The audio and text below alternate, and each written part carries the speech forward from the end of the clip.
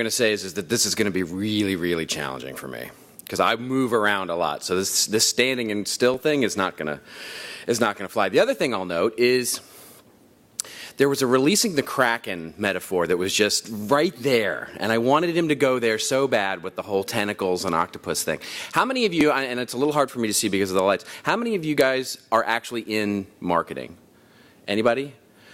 Okay, you all called each other or sat in the back, I see. Great. And then just to give me a sense of the room, the rest of you are mostly content strategists. I guess the new term is information developers, as I'm now learning. Technology people, those sorts of things, raise your hand, right? Okay, great. So what I'm going to talk to you guys about over the next 40 minutes or so is unapologetically marketing-centric. And I'm a marketing guy, and so I'm the guy you love to hate. I'm the guy who sucks at doing requirements. I'm the guy who sucks at actually process and project management. But I'm the guy you guys can really help. I'm the guy where content is becoming a central piece of our strategy, and that's what I want to talk about. And I want to do that in the context of where we're going as businesses over the next 5 years. And so as we start to talk about this, what I want to do is, first of all, frame up. I want to go so bad. And what I want to do is frame up where we are and where we're going so that we get a context of what we can do to transform ourselves. I loved the previous speaker talking about the transformation. And, text-heavy slides or not, this transformation is happening. It's happening in every business. The business is being disrupted. Our departments are being disrupted. We are being disrupted. And that's really where I want to focus here. And what I want to contend is that we're actually moving into a new era of marketing. And I'll get to that in just a minute. But it's really it's a chance for us to sort of really evolve into something that's differentiating, both in our careers and also for the businesses that we actually work for. And so if you're live tweeting or anything like that, Scott was kind enough to invite me. I'm so glad to be here, but I would love to connect with each and every one of you. So if you're doing any of that, there's a little bit about me. All right, enough about me. So there's been a lot of talk over the last couple of years as brands, as media companies. Maybe you've heard a little bit about this thing called content marketing. It's got a little bit of hype around it. And the idea that brands as media companies and operating as media companies. And to be honest, what's also starting to happen is you're starting to see this pendulum shift back, and there's a bit of a backlash, right? They're saying, no, marketing companies don't talk about themselves. They don't market themselves. Look, I worked at a media company for many years, and I work and live down in Los Angeles, and I've worked at media companies, television companies, and yeah, they do. They have the same B2B marketing problems that all of us have, which is their sales guys don't get it. They screw up the PowerPoint decks. They do all the things that we hate that they do, but we just don't see it because we're not their target audience. What's meant by we should be acting or being more like media companies is how we treat content, how media companies treat content versus how we as brands treat content. And there's no doubt anymore that the brand, the business, is creating more content, exponentially more content. I guarantee it. I don't care what business you're in, you're creating more content than you ever have before. More data, more information, more unstructured content, more structured content. You're creating just more, exponentially more of it. As marketers, we're really good at it. We produce PDFs like nobody's business. We're busy. We must be successful, right? We know how to. We have a PDF in blue. We have a PDF in green. We have PDF because the sales guy didn't like the hero image, and he wants this one in red and this one in blue. We have 2,400 PDFs on our website. Why? Because we have a crappy CMS, and it's easy to push the red button and publish it out there. This is what we do for a living, right? So, as we start thinking about being more like media companies, what we need to start thinking about as marketers, and what I sort of exhort marketers to do on a day-to-day basis, is to actually start thinking like a media companies and how we actually delight audiences. And so hopefully this video will work. Yeah. Any 80s kids in the room? All right, 80s kids, this is going to set off a Pavlovian response for you. I guarantee it.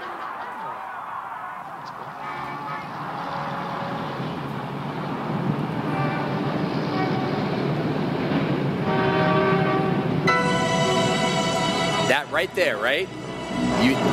It hit, right? You got the chills, I guarantee it, for all those who grew up in the 80s.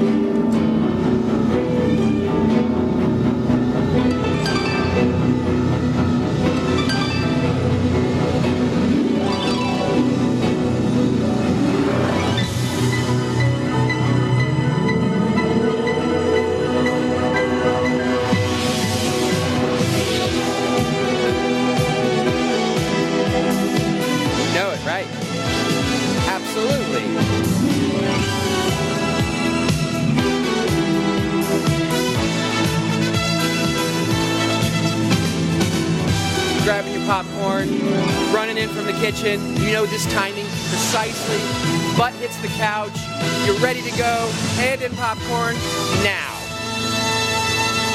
What's next, Evan? What's next? What's next? You don't know, right? But it's going to be great. Whatever it is going to be awesome. Why? Because this is how media companies train us to be delighted.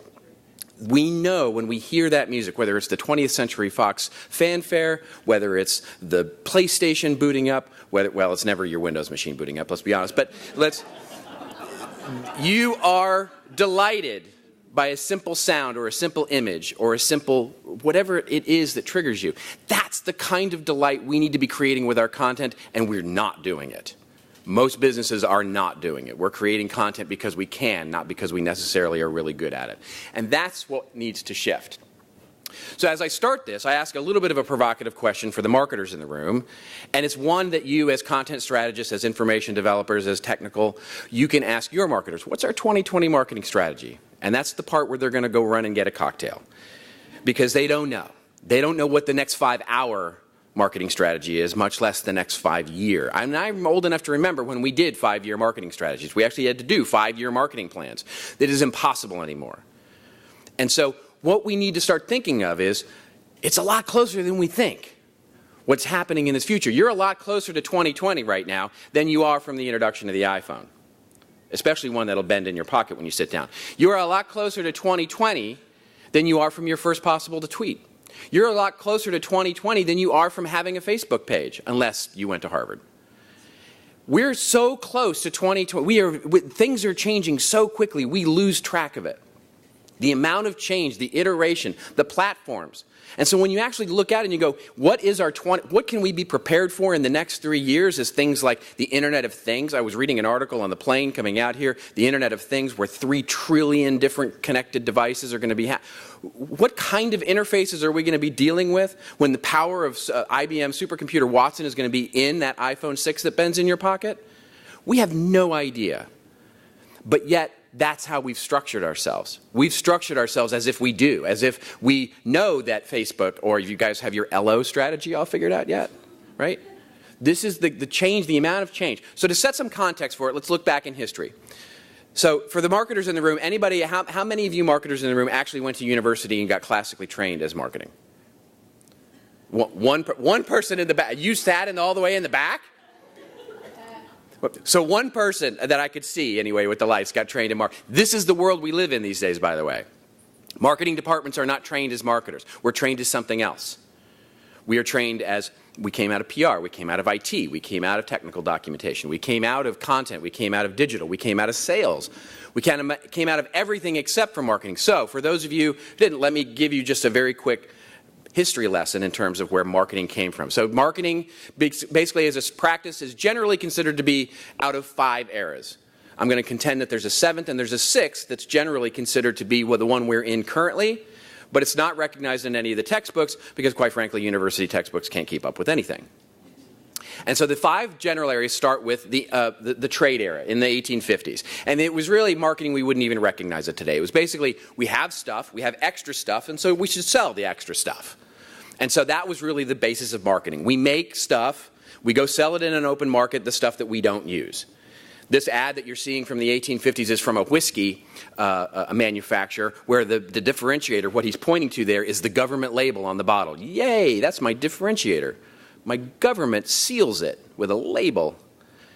And actually they sold it at a street front in New York City. So that was it. Then we move into what's called the production era. This is when Industrial Revolution happened, which happened in Europe certainly a lot earlier than it did here. But as it started to happen, differentiation happened on our ability to produce stuff. We could produce it, therefore you should buy it. We can mass produce it, in fact. And in fact, the differentiation, our content, our marketing strategy became focused on that very fact. The ad that you see up on the screen there is from Alice Chalmers, which would be a blog post today. But the copy basically talks about how the factory is so awesome. Our factory is better than the other factories. Our factories rock. In fact, there's a wonderful ad from Schlitz Malt Liquor from this time where it talks about how their factory has brown glass. Because everybody knows, of course, if you have clear glass on your factories, the beer's going to go stale.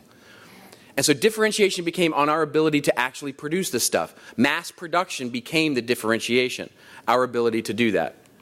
And then we move into the sales era. Willy Loman walking door to door in the 1930s during the Great Depression, trying to sell things. It all became about price. Everything in the marketing world became about focusing on price. What am I going to get for what price? This ad that comes from 1935 is for a radio tube set. And there are 17 mentions of price there. Is it $37.50 or is it $5 or is it 50% off or is it $37 or is it 30 days for free? You read this thing and you're totally confused by the end about what it is the price is. But price, price, price, price, price. Then we move into what's called the marketing department era. Product, place, price, and promotion, the 4 Ps. Yay! Any Mad Men fans here? Any Mad Men fans? Yeah, 1, 2. Oh my gosh, you guys got to watch Mad Men. This is, I mean, I need to go to AMC and go. Every time I'm doing this question now, the hands just are fewer and fewer. Is it just like losing its anyway? So Don Draper, 1940s. It's when product became aspirational. The focus of marketing strategy became the product. How do we differentiate this product? Mass production was basically commoditized at that point. Henry Ford had seen to that. Our ability to produce product was basically, everybody had that. We had to differentiate on aspirational values of the product itself. It is when the 4 Ps came into play. This ad that comes from 1950, I believe, is for Janssen, where the headline is very Don Draper-esque, which is just wear a smile and a Janssen. And that became the focus. Then we move into the 1970s and 1980s, and we have what's called the marketing department era. Globalization hit. And marketing departments became marketing companies. Brands became the big thing, global brands, our brand promise to people, how we actually function as a brand promise. It's when you started to see things like, let's see, what have I got here? At BASF, we don't make the brands, commercials a little bit like this. This is from 1980 as well. We don't make the lotion, we make it smoother.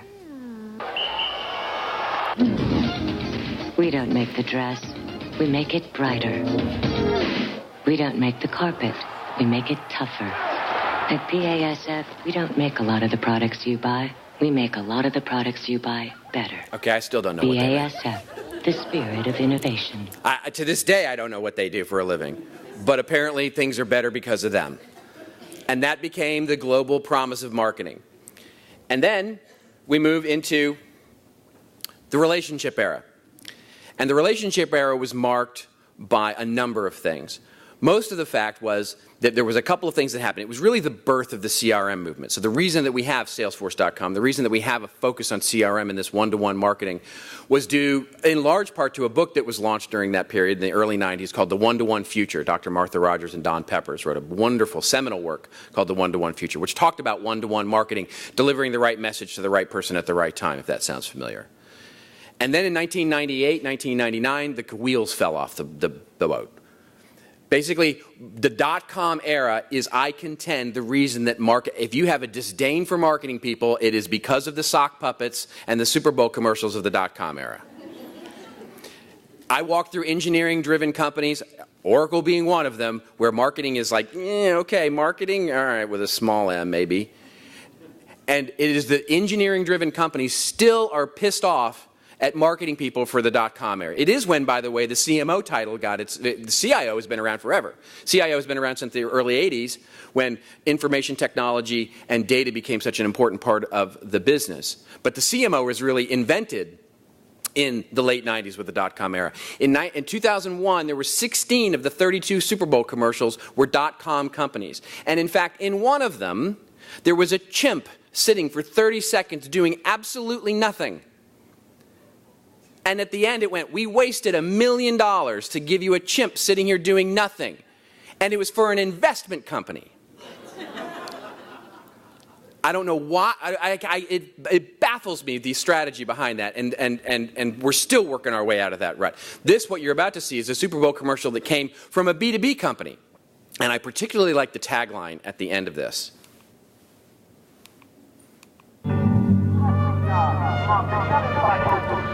When you're running with these animals, the one thing you can never do is show fear.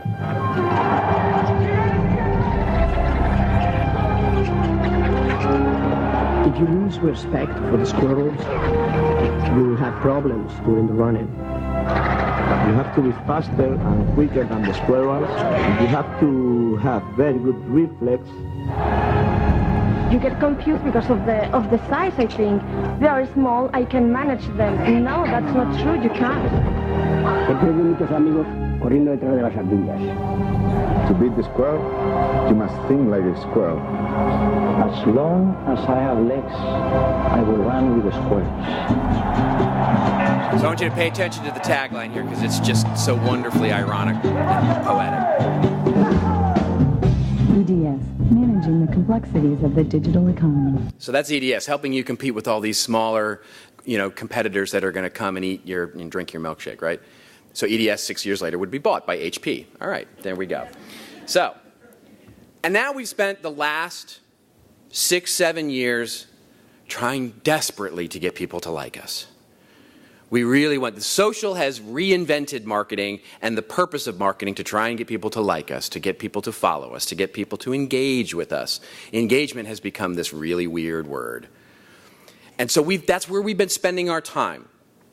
But as we all know, with the algorithms that are changing at Facebook, with the way Twitter is evolving, with the way LinkedIn is certain to evolve, that relationship is at best getting, to borrow from Facebook's term, getting complicated. And so our ability to engage with people and look at social media as some sort of community is fading quickly, or at least evolving quickly into something differently. And that's where I think we're moving. I think we're moving into a new era, a seventh era, if you will. And that doesn't mean that relationships are dead by any stretch of the imagination. I know great companies that are creating amazingly deep, intimate relationships with customers. If you don't know that you are, you're not one of them. And here's the thing, but all of those things that came out of the previous areas, the best practices, sales, price, product, place, promotion, all of those things last into other eras. So we're evolving. This is not, as Clayton Christensen would say, this is a process, not an event. We are moving and evolving into something that's different. Let me tell you why. There are three fundamental reasons. Now, before I do that, where is content marketing in all of this? As we've said, content marketing is not new. It is something that's been around forever. There is certainly but it's been infused into all of the different processes that have existed throughout time. In the 1850s, the oft-mentioned Furrow, John Deere, sort of the beginnings of content marketing. You'll see it everywhere as noted as one of the historical origins of content marketing. Their magazine still being produced today, by the way, 14 different languages. The #1 farming magazine in the world being produced, and it's produced by a brand, and it's consistently named one of the top reasons that they have such a high net promoter score. It's a huge, but it's been around for hundreds of years. But then we have Sears launching a radio station when then this new technology called radio came about, and they were trying to bring rural farmers and rural residents into the city to try out all these wonderful new products that they had. They created an entire radio station to be able to do that. They called it Sears Radio in the 1920s. Very, very often told tale of soap operas and how soap companies in the 1930s and 1940s took advantage of both radio and then television to create, in some cases, and produce, and in some cases just sponsor, what we would now call native advertising, soap operas, and that were created for content. And then in the 1970s and 1980s, Lego, probably one of the leading people out there creating content for content marketing purposes, they have a movie that will win the Academy, I'm predicting, will win the Academy Award for Best. It's called the Lego Movie. Put your product or your brand in there and call it the 3M Movie. Yeah, it doesn't have the same ring, does it? But the Lego Movie will be, I think, one of the winners of the Academy Award this year. It is a content they are great at content marketing. As my friend Joe always says, his kids, I don't have kids, they run to the mailbox to get the Lego catalog, to buy stuff, because they love that content so much. And then there's always, on the B2B side, the American Express Open Network, which is a great example of B2B-oriented content marketing. So it's been infused throughout. And certainly, as we talk about, content marketing is an approach that is infused into marketing and advertising and communications more broadly. It is something that is infused. It is not separate from. It is infused into. And so what are the three changes? Because consumers have adapted.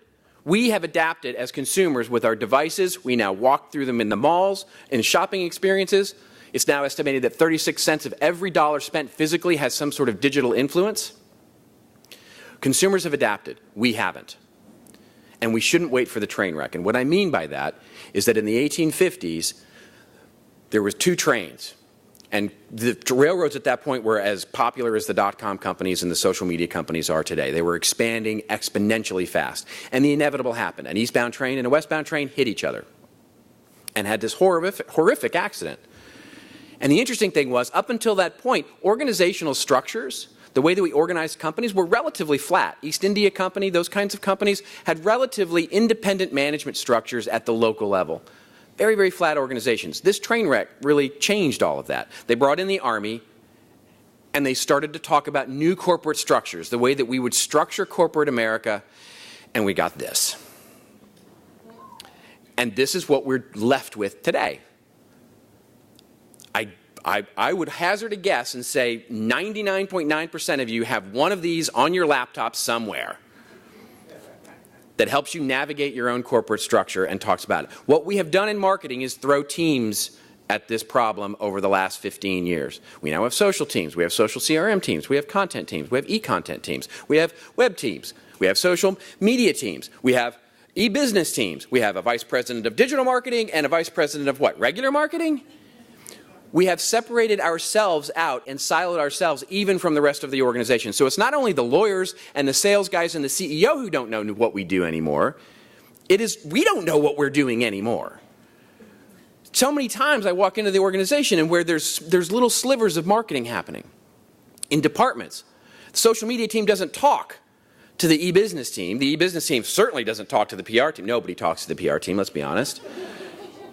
They don't talk to the web team because the web team's often there. The brand team is off on the shinier side of campus working on Super Bowl commercials. And we are siloed off even from ourselves today.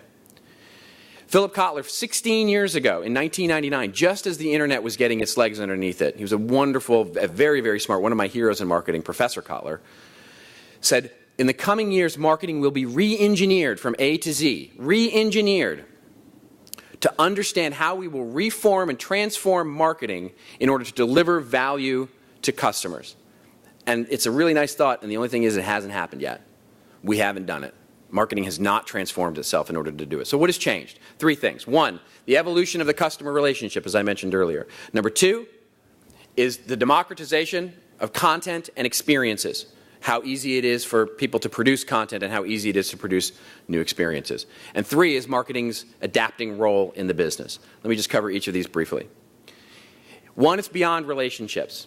The key is that now relationships are definitely important, but the thing is it's now beyond relationships. We have to go beyond. We have to delight at every. Zappos has created a very high bar. You know all those videos you see of the guys that are sort of asking their girls to marry them, and you're like, damn it.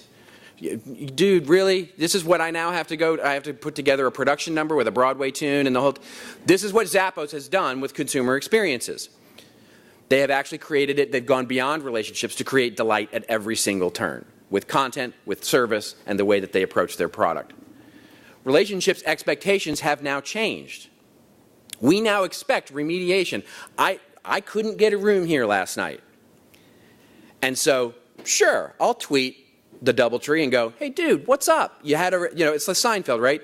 It's the holding part of the reservation that's important, not the taking of it.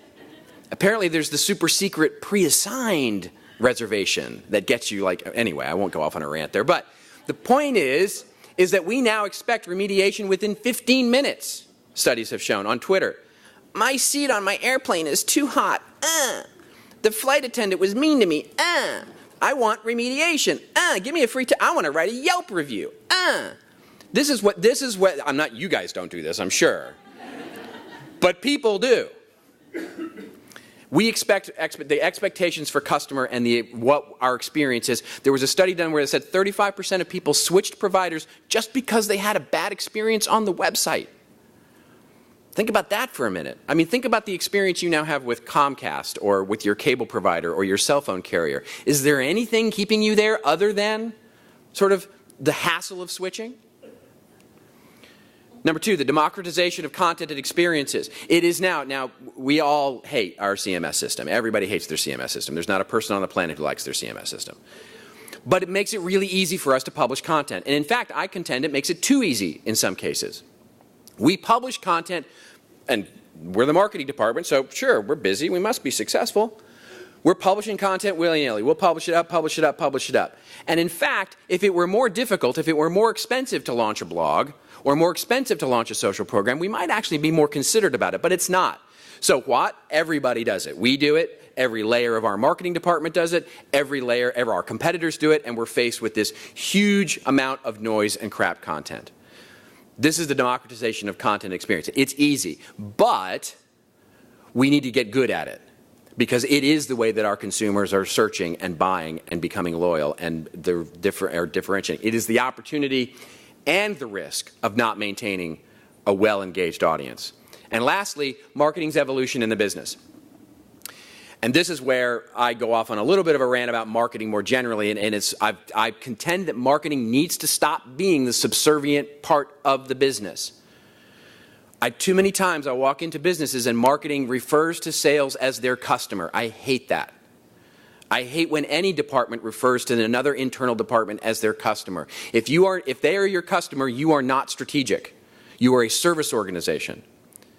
And we can be the vending machine for content, or we can be a strategic, have a big boy seat at the table, and actually do something strategic. So it means that it's also an opportunity for us to lean in, to take responsibility, to step up to the leadership and be strategic about what we're doing and solve big problems for the business. Create value, not just describe it. We are really good as marketers at describing value right now. We know how to do that.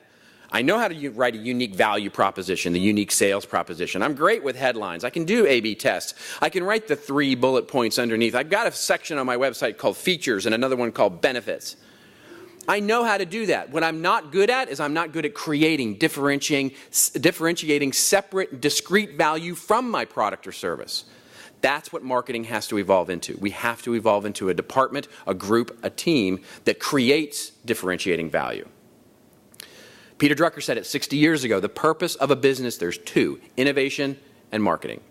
They are the distinguishing functions of the business.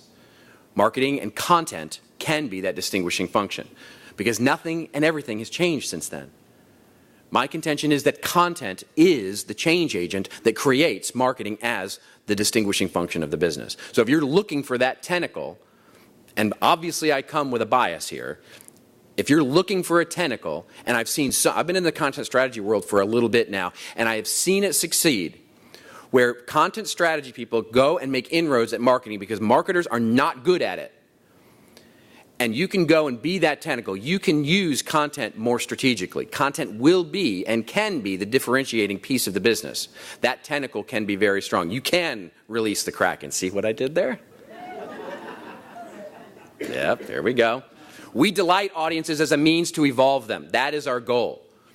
We're trying to get that HBO moment with our content as a means to make them more aware, to make them nurtured, to make them sold, to make them upsold, cross-sold, and turn them into brand evangelists who will share their story across all the channels that we can't possibly fathom or be on. Copyblogger, if you didn't see this, just killed their Facebook page. But they didn't kill their Facebook strategy. You can still share all the content on Facebook. They're depending on their audience to share their content on social. They just don't feel like they have to have that as an owned media platform or a rented media platform any longer. We cannot be everywhere, but we need to be able to be anywhere we need to be. Content can be that differentiating.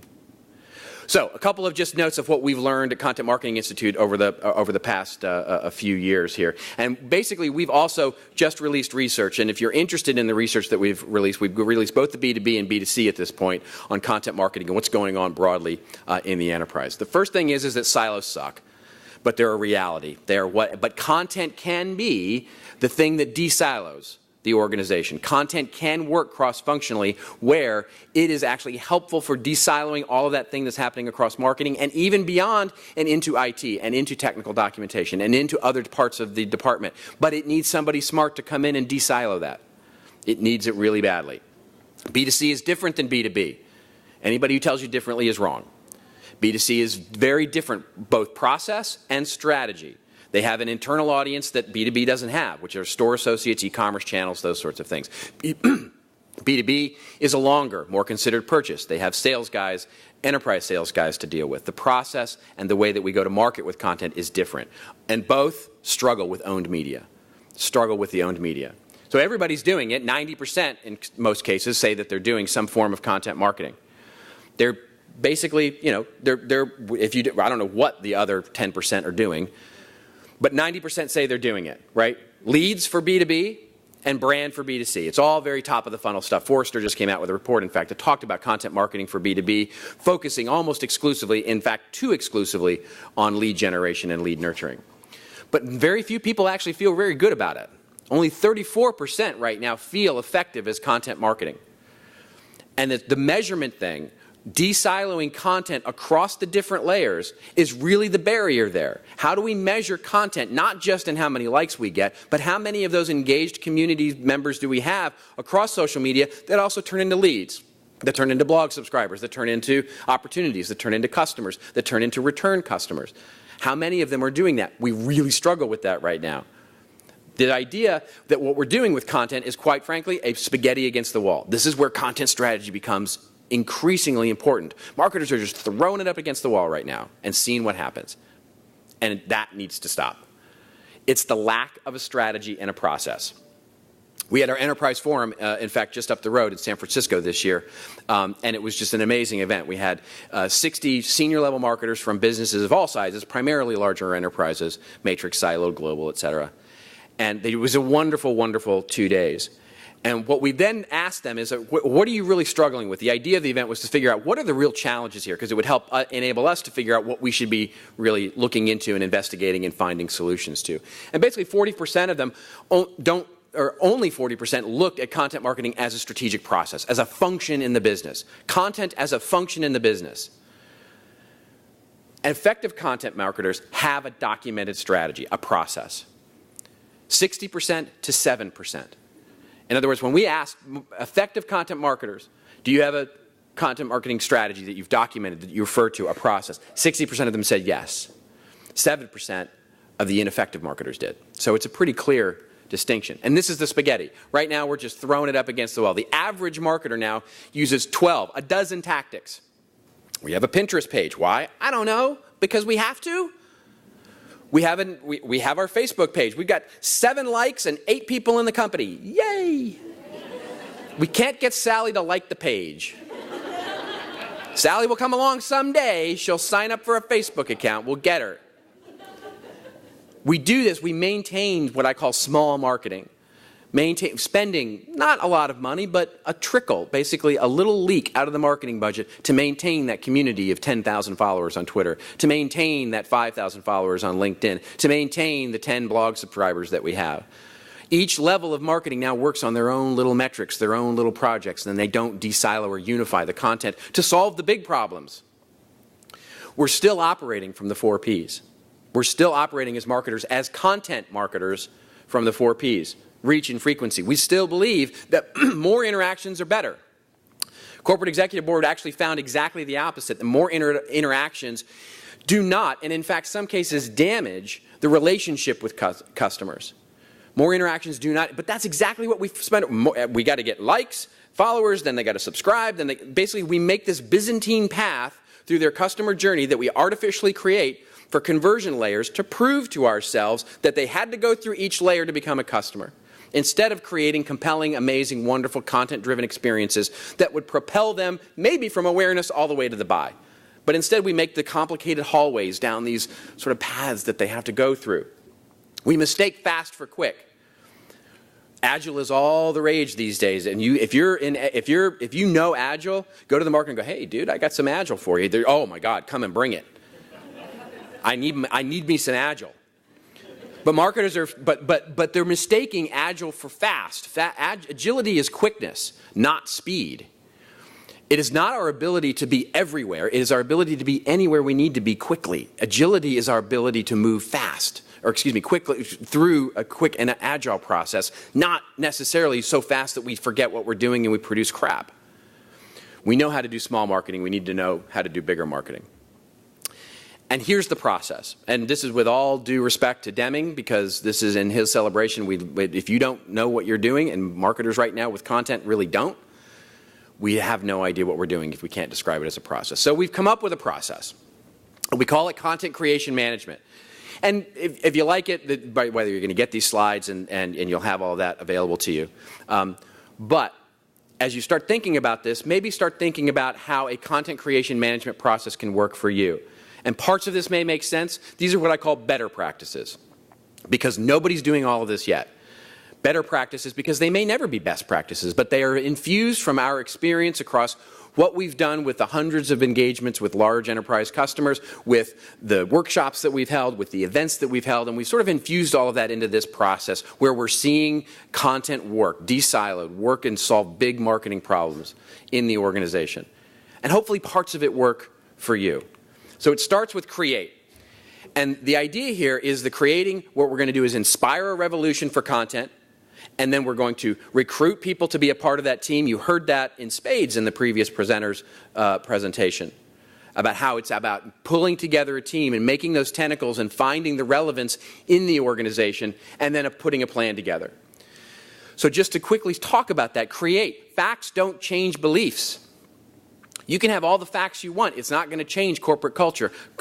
Culture eats strategy for breakfast. You've heard that a million times. You've got to change the emotional beliefs of the organization before you can change the process underneath it.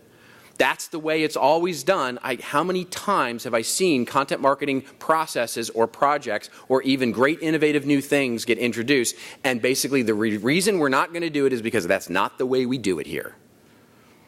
And that just has to change. And the only way that's going to change is that if you go out and build and inspire that revolution. The business case for what we're asking for here is not a project. It is only but one thing. We need to actually go out and build the business team, the function before the form.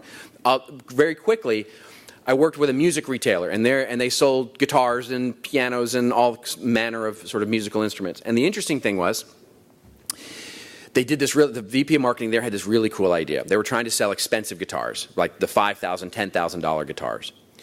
And they said, hey, let's just do this really cool thing. By the way they went to market is Google ads and coupons. That's their model. Is circulars, Google ads, and coupons. Circulars, Google ads, coupons. It's a machine. It's like, go make the donuts.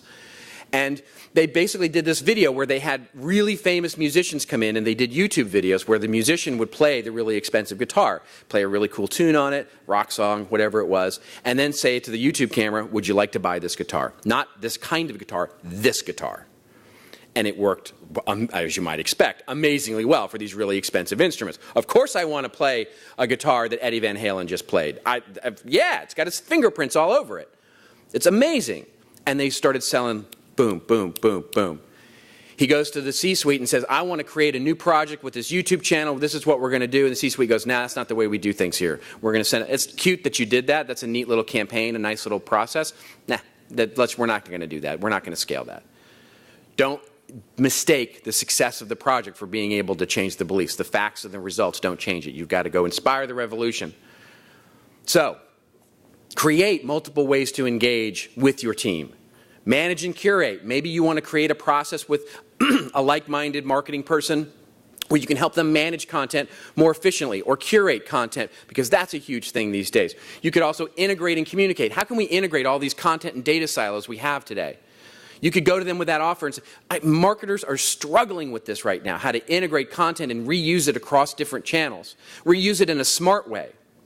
Not just retyping things and putting it out on a blog in an abstract, but reusing it across the website, across the blog, across social. How to make it more impactful across mobile, where responsive design is, yeah, okay, we got responsive design, but what is the mobile interface really doing for us? Understanding that. Executing content. How do you get content executed? I love the idea of, are you helping an event coordinator create all the content for a marketing event that the company is having? That's an amazing thing.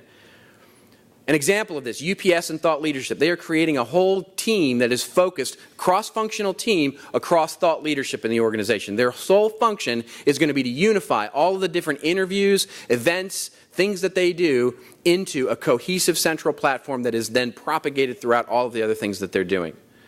San Francisco Travel, just up the road here, has created a cross-functional team across sales, and it was a content strategy person who did this, a data person actually, cross-functional across sales, customer service, PR, and sort of major partners, business development. Went to those 4 people and said, I want to make content a function in the business.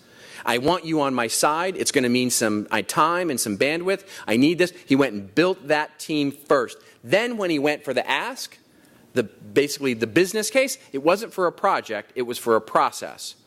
And when the other teams then went back and went, hey, VP of sales, what do you hear about this thing? Yeah, we've heard about it. It's really great. Then organize. Organizing is an incredible thing. We're going to organize this. Now that we have the function built, we're actually going to organize a formal plan around it. We're actually going to do something with it. Ask for real responsibility. Content is right now everybody's job and nobody's job. How do we get blogs done? We ask Bob sometimes. Bob down in, he's the product development guy. He's a good writer. Well, Bob's on vacation. Damn it. It's Friday. We have to have a blog. It's Friday. The newsletter has to go out. It's Friday. What are we going to talk about? I don't know. Did we close a customer? Okay, we can do that. We can send a new. But no, did we get permission? Content is everybody's job and nobody's job. It is the thing that people sign up for to do in their spare time. It needs to be real, have real responsibilities, real measurability. Write a charter. Refer to it. Write it down. A content and experience brand mission. That can be an incredible way to reach out and develop partnership with marketing. HubSpot. They just went public. They've had 82% and 50% growth. CTO Dharmesh Shah is famous for saying, I love this quote, when you come in as an engineer, the day you write your first line of code is also the day you write your first line of content. Content is important to them as it is product development. It's an incredible thing. Content is hugely important to them. Intel, their media lab, they've created a function in the organization. They're a giant company. And Intel has created a media lab that focuses on content creation for the branding process and created an entire department around it.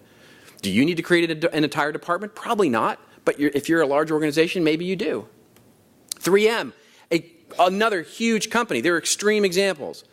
Where Carlos Abler, the guy who's leading content transformation in there, I love this metaphor. He says, I'm like a nonprofit. I go into developing countries and basically develop economies.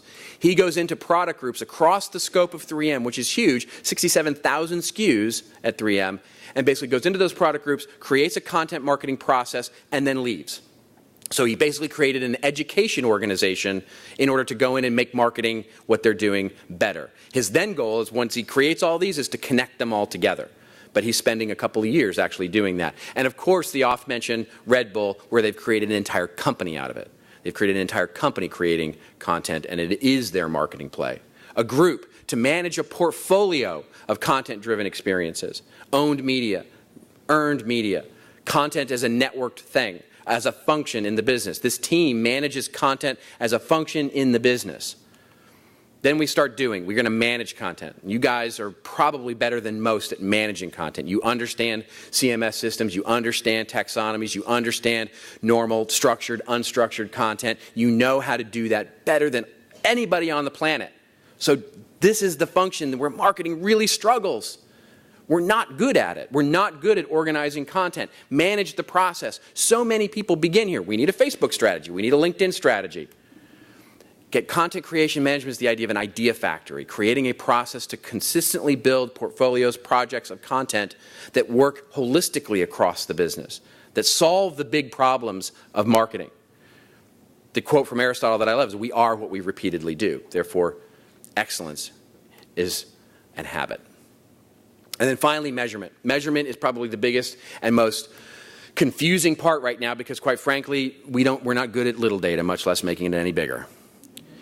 And the thing is, marketers have always been bad at measurement, always. In the history of mankind, I'm great at measurement, said no marketer ever. We are always struggling. The key is, where do we need to be to feel good about ourselves? We need to understand our customer and develop analytics and measurement for insight into how to develop and delight better experiences. That's what we need to do. Don't mistake progress of the content for contribution to the business. We need to build successful content properties themselves and then figure out how they're going to be successful to the business. You can be successful there too. You can be that content owner, that content manager, that content facilitator to help them measure the efficacy of the platform itself. not its contribution necessarily to the business.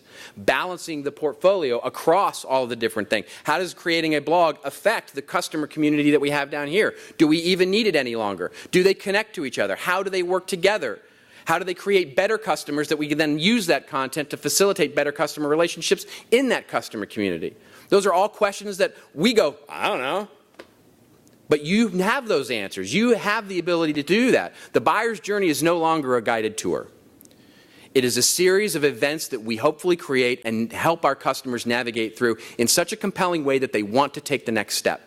We don't guide it. It is a mess. You've seen the messy consumer journey. You've seen the funnels. You've seen the spiral graphs. This is yet another rendition of a funnel. But it is about creating compelling content experiences, enough that we can manage it so that we can be great at it. Not so many that we manage that we're not great at it. And create those compelling. And it's not if, it's how content is going to affect your business. Forrester says we're going to double. Some estimates say we're going to triple the amount of unstructured content we create in any given year. Content can be, if you want a business case, walk into your boss and say, look, we're creating exponentially more content than we ever have before.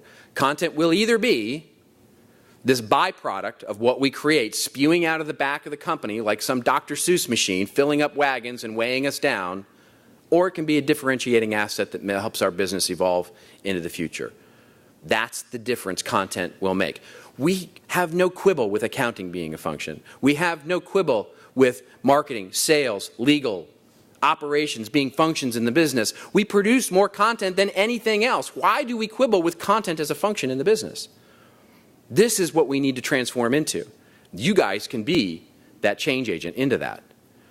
And if you need one more sort of spur, Jack Welch, who is the former CEO, of course, of GE, when the change on the outside exceeds the change on the inside, the end is near. And so we need to change. We need to transform. And I hope you guys can be the transforming agents. If you want more information on content creation management, including obviously more detail than I was able to go into today on each of those steps, there's a website there for you that you can go into. And of course, I'll make the slides available. And I'd love to thank you so much for your time and for having me. And I'm around for the next couple of days. So.